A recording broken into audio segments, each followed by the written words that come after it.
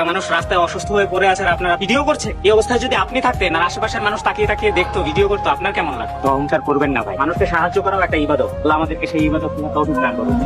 ভাড়া কত মামা? 40 টাকা মামা। এখান থেকে 40 টাকা ভাড়া। এলো 30 টাকা। 40 টাকার 1 টাকাও কম দিয়ে 30 টাকা রাখবা না মাই খাবা? ভাই যাতে হাঁটো ভাই। আপনাকে তো আমার উপর কি হয়েছে ভাই? 40 টাকা ভাড়া, তুমি আমার 30 টাকা দেয়, আবার মাইরও দিব। আমি আপনার 10 টাকা দিয়ে দিচ্ছি ভাই, টাকার ফুটানি দেন মিয়া। কিছু মনে করবেন না ভাই, ঝগড়া বিবাদ ভালো না। এই যে দেখেন আমার 10টা টাকায় আপনাদের ঝগড়া বিবাদ মিটে গেল। চলার পথে এটাই ছিল আমার ইবাদত, টাকার ফুটানি দেখানোর জন্য, আল্লাহকে খুশি করার জন্য এই কাজটা করেছি। ভালো থাকবেন। আমার ভুলে গেছে আপনি।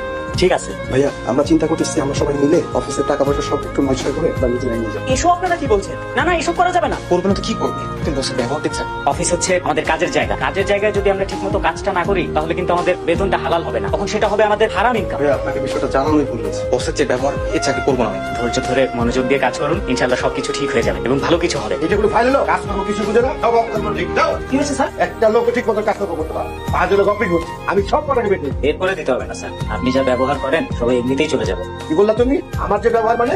মানুষের সঙ্গে ভালো ব্যবহার করা, সুন্দর আচরণ করাও তো এক ধরনের ইবাদত। তুমি আমার কাজ করে শিখাচ্ছ। মানে এত বড় সাহস। কালকে থেকে অফিস যাওয়ার না। তোমার চাকরি দাও। কাজে যাবেন না? আচ্ছা এটা আপনি রাখেন। আমার এই ভিক্ষা দিতেছেন বাবা, আপনার মতো আমারও একটা ছেলে আছে, সেও চাকরি বাকরি করে, আমার কোনো খোঁজ খবর নাই না। আমি ভিক্ষা নিই না বাবা, যদি কলা নেন তাহলে টাকা নিন। ঠিক আপনি বললেন না আমার মতো আপনার একটা ছেলে আছে, ধরে নেন না আমি আপনার সেই ছেলেটা। দেখুন কেন চাচা, একটা ছেলে তার বাবাকে দিল।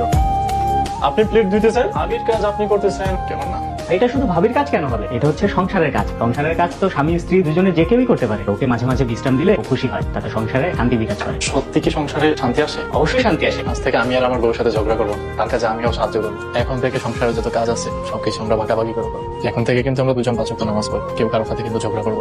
সত্যি তুমি আর ঝগড়া করবে না? আচ্ছা ঠিক আছে, তুমি বসো, আমি তোমার জন্য চা বানিয়ে নিয়ে আসতেছি। কি ব্যাপার, আজকে চা বানিয়ে খাবে বলছে, তার মানে কি সংসারে শান্তি আসা শুরু হয়ে গেছে? অফিসে যাবে না? কয়টা বাজে খবর আছে? অফিস যাবো না। অফিস যাবে না মানে? আজকে তো কোনো ছুটির দিন। যাবো না মানে যাবো না। কেন যাবে না? আর চাকরিটা চলে গেছে। কেন চলে গেছে? অফিসের বস সবার সঙ্গে খারাপ ব্যবহার করছে, তাই বসকে বলেছিলাম সবার সঙ্গে ভালো ব্যবহার করতে, খারাপ ব্যবহার যেন না করে। জন্য আমার চাকরি চলে গেছে। এখন সংসার চলবে কি করে? ফিজিকের মালিক আল্লাহ, আপনি কোনো একটা ব্যবস্থা করবেন, এত চিন্তা করুন না। যাও নতুন চাকরি খুঁজে গিয়ে, সামনে ঈদ। আজকের ভিতরে চাকরি না নিয়ে আসলে তোমার এই বাসায় কোনো জায়গা নেই। এসব কি বলছো? ঠিকই বলছি, আমার বাবা তোমাকে চাকরিজীবী দেখে বিয়ে দিয়েছে, তোমার চাকরি নেই মানে আমিও নেই। ঝগড়া করো না, ঝগড়া সংসারে শান্তি নষ্ট করে। আজকের ভিতর তুমি চাকরি না পেলে দেখবা ঝগড়া কারে বলে। চাকরির তো কোনো ব্যবস্থা হলো না, তাহলে আগামী মাসের বাসা ভাড়া, খাওয়া দাওয়া এগুলো চলবে কিভাবে? চলবে কোনো না কোনো ভাবে, তো আল্লাহ তাআলা চালিয়েই নেবেন। তারপরেও নিজেরও তো কিছু করতে হবে। করবো কিছু একটা।